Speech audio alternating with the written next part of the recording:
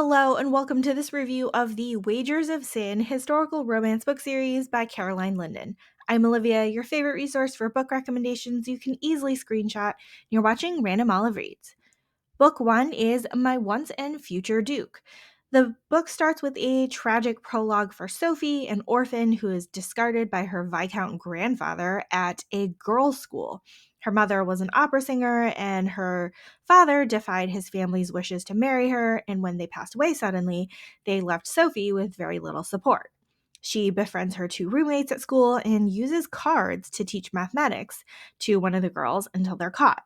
Fast forward to the present day, and we start with Jack's point of view, where he is bailing his brother out of debt at a gambling hell.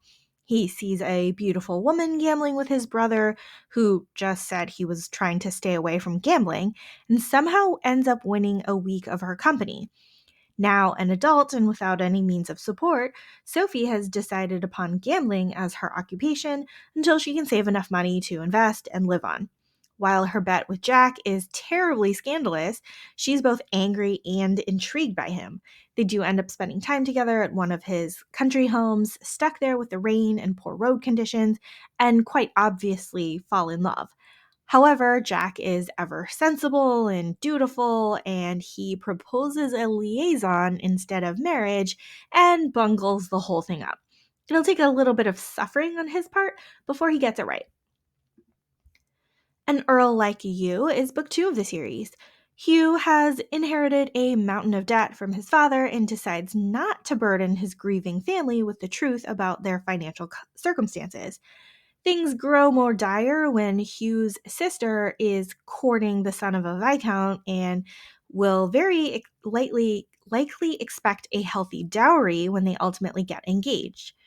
Conniving businessman Edward Cross uses Hugh's secret financial circumstances to coerce Hugh into courting and then marrying his own daughter, Eliza. While Hugh is hesitant at first, he soon realizes that the shy and kind Eliza is not part of the scheme, and he finds her suitable to marry. Eliza was perfectly happy being a spinster and is very surprised to find one of her father's so called business associates paying attention to her. Without knowing the deal that was made by her father, she happily accepts Hugh's proposal. Now, while Eliza is rebuffed by her new in laws at first, she slowly starts to earn their acceptance through her kind and caring personality. Now, Hugh's actions are questionable throughout the book, but he's clearly attempting to protect his family the best he can.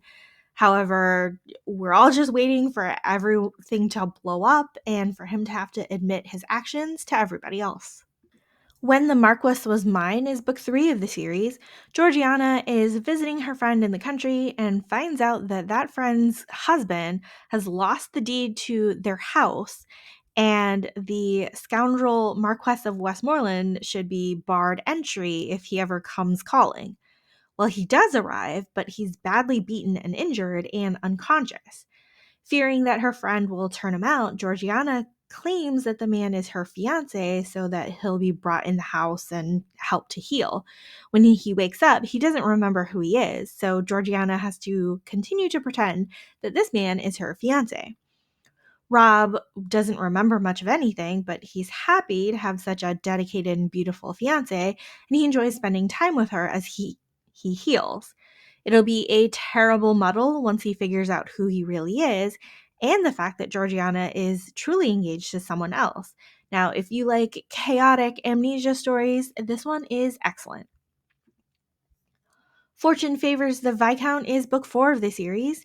Nick has been the owner of the infamous gambling hell featured throughout the series, and now he finds himself to be the heir apparent to a distantly related Viscount. Amelia is the governess of the late Viscount's daughter and conducted an investigation that led her to Nick. She aims to help him petition for the title in exchange for upkeep and care of her charge. Nick is suspicious at first and completely uninterested in claiming an aristocratic title, but he also wants to protect his secret sister, who is old enough to almost enter society. These two team up so that Amelia can serve as governess to both her charge and Nick's sister. And of course, as Nick and Amelia spend more time together, the heated bickering turns into something more. We also get some additional drama with another villain and a revenge scheme. Overall, this was a really great end to this series. So this series is mostly tied together by the three female friends that meet in the prologue of book 1. And there's a lot of stuff that happens at the one particular gambling hell that is owned by the main character of book 4. Now, while these books are linked together chronologically, these books make perfect sense to read separately as standalones. Overall, this was another great series by Caroline Linden, and I'm looking forward to finishing out her backlist. Thank you so much for watching this video. Links to all of these books are in the description box. Like and subscribe to get updates, and you can follow me on Instagram at randomolive.